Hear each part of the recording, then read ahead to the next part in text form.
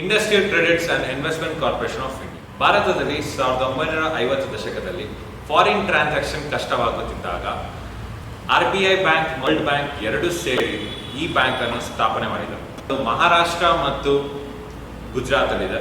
ಇದರಲ್ಲಿ ಟೋಟಲಿ 1,30,000 ಜನ ಎಂಪ್ಲಾಯೀಸ್ ಇದ್ದಾರೆ. ಇದರ ಫಸ್ಟ್ ಚೇರ್ಮನ್ ಬಂದು ಸರ್ ಎರ್ಕಾಟ್ ರಾಮಸ್ವಾಮಿ ಮುಡ್ಲಿಯಾರ್ ಇದ್ದಾರೆ.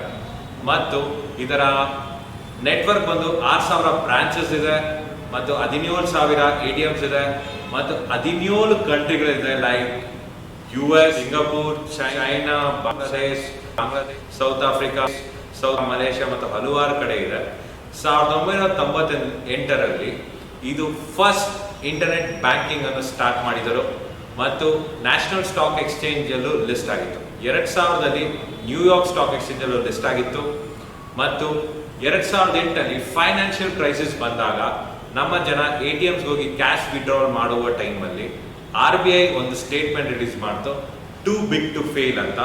ಇದರಲ್ಲಿ SBI, HDFC ಬ್ಯಾಂಕ್ ಮತ್ತು ICIC ಬ್ಯಾಂಕ್ ನ ಫೈನಾನ್ಷಿಯಲ್ ಸ್ಟ್ರೆಂತ್ ತುಂಬಾ ಸ್ಟ್ರಾಂಗ್ ಆಗಿದೆ ಅಂದ್ಬಿಟ್ಟು ನಮ್ಮ RBI ಅವರು ಟೂ ಬಿಗ್ ಟು ಫೇಲ್ ಅನ್ನೋ ಸ್ಟೇಟ್ಮೆಂಟ್ ನ ರಿಲೀಸ್ ಮಾಡ್ತು.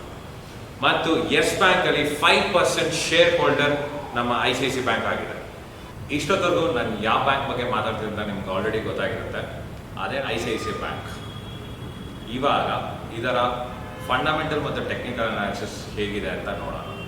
ICIC ಬ್ಯಾಂಕ್ ಇದು ಒಂದು large cap company. P ratio 17.9. Okay fine. Book value 307, but current price 1,100 ಇದೆ. ಸೊ 3 ಜಾಸ್ತಿ ಟ್ರೇಡ್ ಆಗ್ತಾ ಇದೆ ಇದು. ಸೊ ಮ್ಯಾಕ್ಸಿಮಮ್ ಬಂದರೆ ಓಕೆ, ಇತ್ತೀಚೆಗೆ ಮ್ಯಾಕ್ಸಿಮಮ್ ಇದು ಲೈಫ್ ಟೈಮ್ ಹೈ ಆಗಿರೋದು.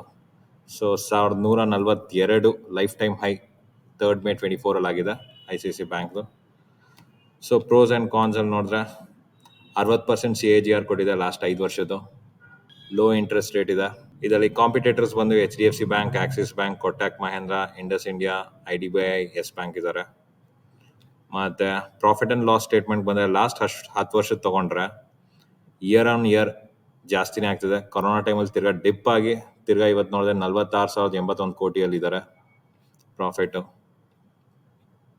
ಸೊ ಶೇರ್ ಹೋಲ್ಡಿಂಗ್ ಪ್ಯಾಟರ್ನ್ ನೋಡಿದ್ರೆ ಲಾಸ್ಟ್ 3 ವರ್ಷದಿಂದ ನೋಡಿದ್ರೆ FIDIS 44%, ಇವತ್ತಿಗೆ 44% ಇದ್ದಾರೆ, 45%, ಒಟ್ಟಿನಲ್ಲಿ 40% ಎಲ್ಲ ಇದ್ದಾರೆ ಇವರು.